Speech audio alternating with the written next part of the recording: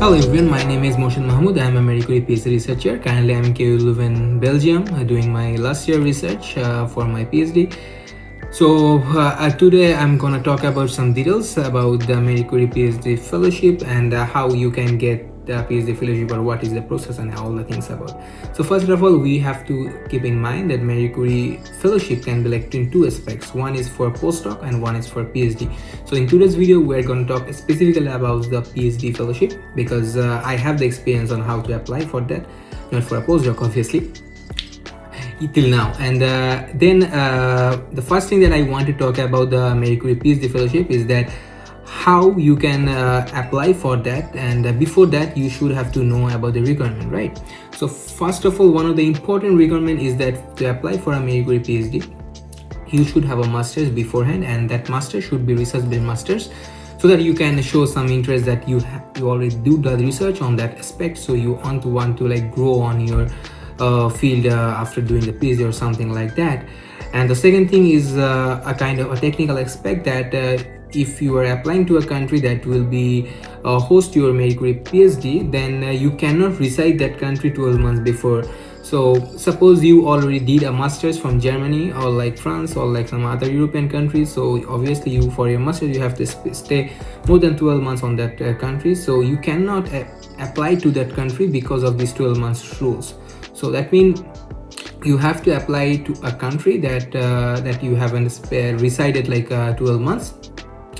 So you can apply to that host country. So please check this requirement before you apply to the specific projects. Then let's talk about how you can find these projects, or where you can find these projects. So basically, one of the most common website that I suggest people that you should go to Euroaccess. It's not only for Marie Curie; it's basically for a lot of PhD projects and postdoc and like other job opportunities of in research for under the Europe. So you can go to the Euroaccess website and you'll find a filter that is called Horizon MSCA, and you can find PhD programs under that filter, what type of flyer is now available for your domain. Also you can search on that website, I guess, with your keywords. Suppose you want to do something with physical chemistry, just write physical chemistry, or like suppose you want to do something with DNA, just write DNA, like this type of your keyword of your research. Then you can find the projects that relates to your keyword, so that you have not to go like to 1,000 of flyer. So this is like very convenient. And the second thing is that I heard a lot of questions that when this Marie Curie PhD fellowship is open. Basically in Europe, this Marie Curie PhD fellowship is considered like as a job. So it's whole over the like all over the year. You will find a lot of flyer about this. So there is no like a specific timeline like the other countries, like maybe US, where you will find that in spring or like in winter, a lot of PhD the semester opens and the PhDs or PhDs also open with that, and people apply to that semester specifically. But in Europe, it's not like that. In all over the like of the year, you could find this PhD opportunity for under Marie Curie fellowship. So you can search any time of the year, so that's not a problem. But you have to find out when is your project starting date. So this is all depend about when is your project starting date. So this is, I think, about the timeline, how you can apply for that. So look for that. And then it comes that how you can apply. The PhD applying procedure is pretty much similar to other PhDs. So you need a CV where you show like everything that you've done your academic career, mostly like academic CV. I recommend to do the CV in Europass format. I maybe you also can do other format, but I did in Europass format, and it was okay for me. So maybe you can also use that. And second of all, you need a very good SOP for that, because this is the only document that you like the evaluators will read and will determine is relevant or not as you as applicant, because there is a lot of applicants trying for one PhD. So this is one important document. And the other thing is like pretty much similar to other PhD that you might apply. That is you need the transcript, you need your honors transcript, and maybe on your master's transcript. And then for some projects, but not for all projects, you might need to explain a bit about your research or something like that. But mostly the four general common thing: your two transcript of your BSc and your MSc, your CV and your SOP. That's the thing. So all like very technical. And then after that, all the things you have applied for, then you will wait maybe for a few weeks. Then you will know that if you are selected for the next step. That means on the next step, sometimes in some projects you will have two steps, like one interview maybe with your professor, or maybe with your HR or something. That is not very like technical, and the second interview process will be a panel interview where like 4 or 5 professors will take an interview on about your PhD, about your PhD application. So basically, after like few weeks, you will know your first result by email, that if you are selected for the interview or not. If you are selected for the interview, I guess you will go through the panel interview. So if you go through the panel interview is like a very technical interview, I would say. And maybe you will have to present your research that you did on your masters, or maybe after that or something. Then you will find that there is like 10 they give you a timeline that in 10 minutes you have to give like all the presentation on your research or everything. So maybe if they give you time, try to be exact on the time, because it's not like they give you like 10 minutes and it can be 15 minutes. Not like that, because they have like several candidates one after another. So if like 10 minutes is a sharp 10 minutes. And after your presentation, you will have a lot of questions that you should expect that it would be like very technical questions, not like what is your motivation for this PhD, not like that. These things you will be judged that if you really did this research or not, or how well connected you were for the research. So this is on the technical aspect. Then after that, I suppose you already passed the interview. Then after like 2-3 days, you might get the results from the coordinator of the Marie Curie PhD projects. Then all the things about visa depends on country to country basis, because Marie Curie PhD is like all over the Europe. I will not talk about the visa, because the visa procedure for Germany and like for Belgium, for like France, is totally different. So it's depend on your country, and you can easily get that from the embassy websites or elsewhere.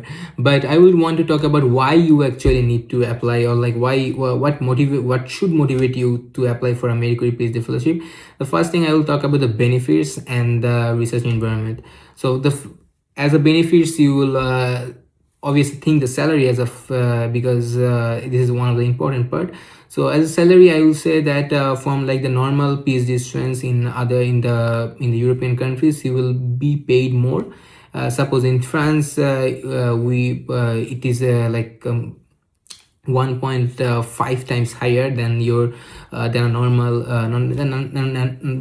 PhD student that in the France PhD student can get. So this is one of the important part that you should think. And this is not only the part. After that, if you have a spouse or children, you will get some benefits, like benefits, I mean some remuneration for your spouse and your child's.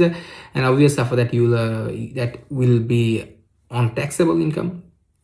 And after that also, you will get some mobility stipend, I guess. So all this after all this like inclusion, you will get a very handsome salary that I would say for as a PhD students compared to all other countries. So you can you can check more details on the flyers that I told earlier, that how is the salary range or what benefits they are giving for a Marie Curie PhD students. So the second thing is the research environment. Research environment is very dynamic, because if you are in a program like me, where because Marie Curie PhD can be like in a single institution or like in a joint institution. Even in a single institution, you will be like collaborate with a lot of European countries, and you will visit. You have some secondment that we call the secondment in Europe, because you will visit to another university and do some research there and talk about a lot of people, and your networking will be super high as a researcher, because you have to work with a lot of professors. This is one important thing. And if it's like a joint PhD between two countries, then you will have to spend 2 different countries. You will have 2 or 3 supervisors that will conduct your supervision. So by this, your PhD will obviously have a balance compared to like a traditional PhD that we have been find for our colleagues and us. So that is one of the important thing I could say. And the third thing is the research. The research benefit. Suppose you will have a lot of opportunity to visit a lot of conference, a lot of workshop, because of the nature of this Marie Curie PhD fellowship. So this is one of the important aspects that actually attracted me. And except that if I talk about how the research environment inside the institution, because I have heard a lot of questions that is there any problem for the language inside the research, but basically I did the research in France and in Belgium, so I can talk about like 2 different countries of Europe. So basically it's whatever country you have been doing the research, especially in the university, you will not find a single barrier for your language, because most of the people they can speak English in the institution, and your research have to be written in English, you know that. So that's why you will not find a very huge obstacle for language inside the institutions for when you are doing the research basically. But obviously if you talk about the normal life, maybe you need to know some basics because when you are spending the life in France, which is like a very localized part, or even suppose you've been in Belgium, you might in Belgium is like a very specific country where there are different languages, so some people speak English, so you'll go out, you'll be okay with that. But if you would be in like Poland or like in France where people wanted to like speak very in their own language, so you might need to know a basic for your daily work, I think. So, and except all of that, I think I mostly covered all the thing that I know about Marie Curie PhD fellowship. Except for that, if you want some tips on how you can go for which program you can select, I would recommend that in Marie Curie PhD fellowship they are very strict about how the relevance experience you got compared to their projects.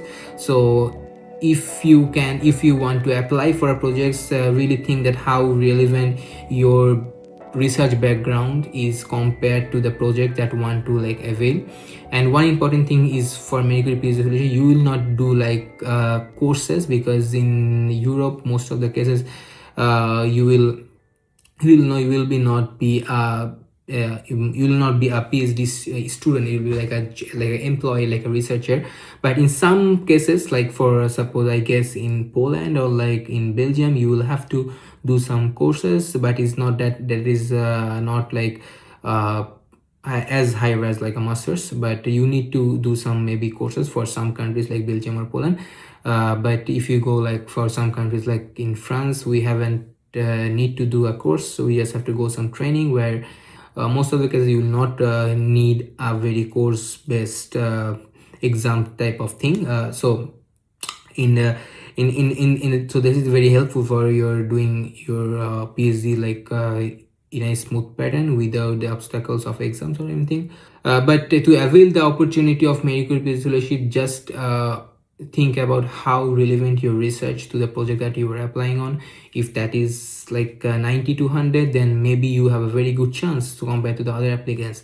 But if that is like 50 to 100, then you might not have a chance, because in my experience, and I see a lot of people that if your project is not relevant, they actually even not select you for an interview process. So try to keep that in mind, and best of luck for everyone to applying to Marie Curie PhD fellowship, and thank you. Hello guys, welcome in here. আপনারা আজকে যে গল্পটা শুনলেন, যে success স্টোরিটা শুনলেন, এটা কিন্তু আসলে একদিনের গল্প না। একজন স্টুডেন্টকে কিভাবে একজন সাকসেসফুল ফান্ডিং অথবা স্কলারশিপ উইনিং ক্যান্ডিডেট হিসেবে গড়ে তুলতে হয়, এটার জন্য শাবাশ ফাঁকিবাজ আর আবর্তন আসলে একদিন ধরে চেষ্টা করে না। আমরা ইউজুয়াল বা টিপিক্যাল যেহেতু ইনফ্লুয়েন্সার বেসড যে অ্যাটমসফিয়ার বা এনভায়রনমেন্ট সোশ্যাল মিডিয়াতে আপনারা দেখেন, সেটা আমরা পারসু করি না। আমাদের সবসময় ফোকাস থাকে স্টুডেন্ট ক্যান্ডিডেট, মানে we want Bangladeshi students to be successful scholarship and funding winners world wide. আমরা এখানে ওয়ার্ল্ডের সাথে কম্পিট করছি, একজন আরেকজনের সাথে কম্পিট করছি না। আজকের ভিডিওতে যদি আপনাদের কোনো টেকনিক্যাল ডিটেলসের কোনো ডেফিসিট লাগে, এটা জেনে রাখেন যে সবার সিভি কিন্তু ইউনিক, সবার এসওপি কিন্তু ইউনিক, সবার email writing, personal website, everything unique, এবং সেটা আমরা জানি, সেটা আমরা আপনাদেরকে কিন্তু ওভাবেই সাপোর্ট দিয়ে আসি। আমরা আবর্তন যে কোর্সগুলো হয় সেখানে লাইভ, মানে যারা লাইভ ক্লাসেসের মাধ্যমে, you can also get recorded classes, but live ক্লাসেসের মাধ্যমে সেখানে টিউটর এক্সিস্টেন্ট থাকে যারা currently funding and scholarship winners, যাদেরকে দেখলেন আপনারা ভিডিওতে তাদেরকে কিন্তু আমরা নিয়ে আসি, এবং তারা আপনাদের প্রত্যেকজনের প্রোফাইল ধরে ধরে, প্রত্যেকজনের সিভি, প্রত্যেকজনের এসওপি ডিটেইলডভাবে, বছর খানেক ধরে লাগবে না, in fact just within 2 or 3 weeks আপনারা কিন্তু আপনাদের প্রোফাইলটা একদম ইন্টারন্যাশনাল এসব ফান্ডিং ও স্কলারশিপ স্ট্যান্ডার্ডে রেডি করে ফেলতে পারবেন। সো আমাদের ক্লাসগুলো সবসময় রান করে, কোয়ালিটি মেনটেনেন্স আমরা সবসময় অ্যাসিওর করি যাতে আপনারা একদম বেস্টটা পান। So if you want proper preparation, যেটা আমরা এত বছর ধরে আমরা we know how it's done, এবং আমরা সেটা we are proud that we are able to deliver. Of course আমাদেরও অনেক শেখার বাকি আছে, বাট আমরা যতটুকু শিখেছি, যেটার জন্য নট অনলি যে আমি নিজে যখন প্রথম শুরু করেছিলাম সাহস সাকিবাজ, মানে একজন personal success doesn't really define legacy, right? But আমাদের ওই পথ চলা থেকে শুরু করে currently we have funding and scholarship members all over the world, এবং তারাই ক্লাসগুলো নিচ্ছে। So the information sharing, the knowledge sharing for successful candidate, সেটা কিন্তু আমরা আসলে উই ক্যান অ্যাসিওর যে we can give it to you as well. So join the ক্লাসগুলো কিন্তু রানিং, সবসময় ডিমান্ড থাকে, এবং লাইক উই সেড আমরা লাইভ টিউটরদের দিয়ে ক্লাসগুলো করাই। এই ভিডিও ডেসক্রিপশনে লিঙ্ক আছে ফর্মের, fill that out. Abartan management team will reach out to you very soon, and we are looking forward to having you in our classes so that we can dedicatedly develop your profile, so that আপনিও এই রকম ভিডিওতে যাদেরকে দেখতে পাচ্ছেন তাদের মতো একদিন আপনারাও ফান্ডিং এবং স্কলারশিপ পেয়ে বিদেশে আপনাদের স্বপ্ন অর্জন করতে পারেন।